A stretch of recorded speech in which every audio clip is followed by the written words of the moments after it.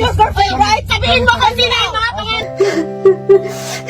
Viral ngayon sa social media ang isang video na kuha ng isang Pinay sa loob ng bus sa Dubai kung saan nagkainitan ang dalawa nitong kasamahan na parehong Pilipina habang pauwi sila sa kanilang tirahan dahil di umano sa isang lalaki na Pakistani na umano'y pinag-aagawan hanggang sa umabot na lang sa bulgaran na pati kantutan ay nasama na sa kanilang away na ayon pa sa ilang mga OFWs, nakakahiya umano itong ginagawa ng iba nating mga kababayan. Dinadala umano ang ugaling Pilipinas sa bansang Dubai kaya't nadadamay umano ang mga matitinong mga OFWs. Narito sabay-sabay po natin panoorin itong ating mga kababayan. Wala pakialam! Wala pakialam kung saan ako binababa!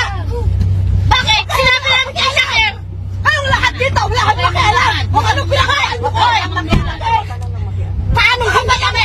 Mas makapal ang mukha mo! Mas makapal ang mukha mo! Kayong lahat dito! Talaga naman! Please. Kami sa Kayo tiba. makadlip! Oh! Bakit? Sinabi lang namin kay Shakir! Sabi niya, magpapaya ako! Inaano mo? Ay! Bakit? May sinabi pa kami? This fine, please. Sinabi niyo? May sinabi pa kami? Are you right? And your girlfriend, right? Sabihin mo kung sino yung mga pangalan. Oh, sabihin mo. May pangalan ka? Hindi ko alam. Hindi mo pala alam. Alam mo? Risa! Hindi. Ikaw! Ano mo? Excuse me, wala. Wala dumayo. Kasali ako, pero wala ko sinabi na kinantot siya. Wala kami sinasabing pangalan niya na kinakantot. Hindi ko sinabing iba. Sabi sa grupo namin. Bakit niya ako sinalaman? Ang kapal siya ng mukha mo. Mas makapal sa'yo. Wala akong ginagawa. Bakit? Sino nagsabi? Huwag mo ako ano. Kaya mo na, anak. Kaya sa labas. Mamaya mo na. Sige. Mamaya na, anak. Mamaya na, anak.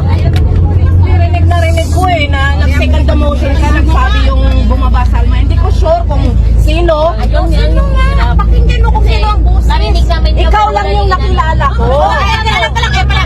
Don't worry, my name is Million there. Ikaw lang ang nakilala ko. Nasa second sinasabi. Ay, hindi ako nagsisinungaling. Nagsabi kayo na kinakantot siya ng Wala yung sinasabi. Wala kayong sinasabi. Huwag kang makialam, te. Hoy, magkakasama kami. Ayan o. Naririnig. Samantala, viral at kumakalat rin ngayon sa social media ang isa pang video ng isang OFW sa Dubai na umibig ng lubusan pero iniwan lang ng lalaki na ibang lahi. Labis ang pag-iyak nito sa video matapos makipaghiwalay ang kanyang kasintahan. You know, Pilipino, yes, I love you. But you always hurting me. How many times you miss so many times? What do we tell me? My friend. You want to talk to me? My friend, why? What happened? My friend, why you accuse me so much? Huwag idadamay ang pagkain, ha? Isubo ang pagkain, huwag paglaruan.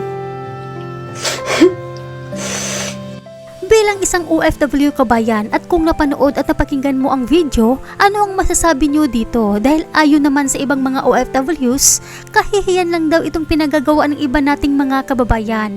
Nagkalat lang umano ng kahihiyan sa ibang bansa. Pinapahiya umano ang Pilipinas. Pakikomento ang iyong saloobin. Salamat at palagi po kayong mag-ingat.